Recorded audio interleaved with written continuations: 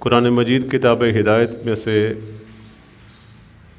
جو روشنی نصیب ہوتی ہے اس جیسی روشنی اور کوئی نہیں۔ دنیا اور قبر اور آخرت کو روشن کر دینے والی یہ روشنی ہے، یہ نور ہے۔ اللہ کرے ہمیں اس نور سے پیار ہو جائے، اور جو نور اس نور کو لے کر آیا ہے ہمیشہ ان کی محبت میں جینا مرنا بھی نصیب ہو جائے، آمین ثم آمین۔ پچھلے جمعۃ المبارک اور اس سے پچھلے جمعۃ المبارک 2-3 جمعۃ المبارک سے ایک بیان چل رہا ہے ہمارا جو بدترین دشمن شیطان ہے اس کے حوالے سے، اس کے جو کرتوت ہیں اور اس کے بچنے کے جو اللہ تعالیٰ نے ہمیں ہدایت عطا فرمائی ہے، طریقے بتائے ہیں،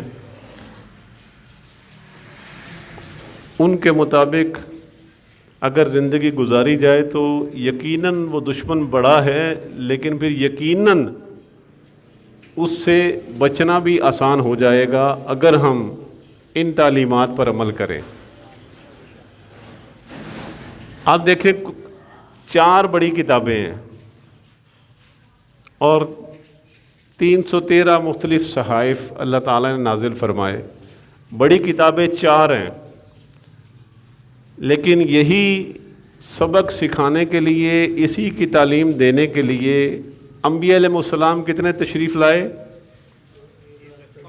کم و بیش 1,24,000 یہی سبق پڑھانے کے لیے تشریف لائے۔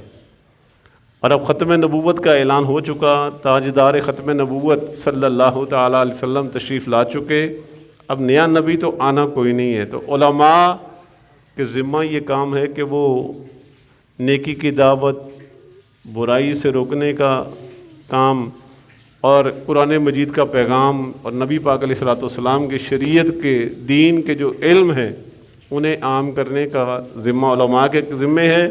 تو لہٰذا ہمیں علماء کی صحبت میں رہ کے یہ چیزیں سیکھنی چاہیے، یہ سیکھنا فرض ہے۔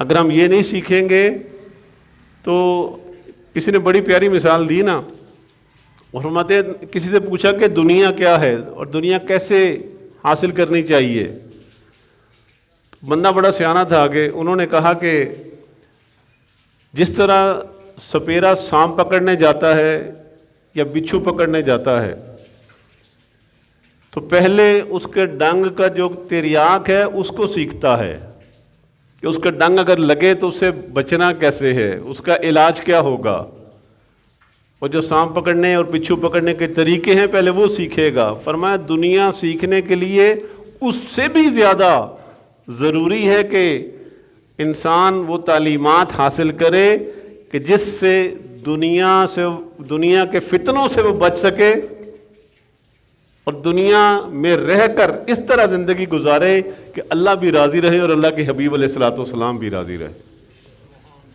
اور وہ تعلیمات کیا ہیں؟ وہ قرآن پاک ہے، وہ نبی پاک علیہ الصلوۃ والسلام کے فرمودات۔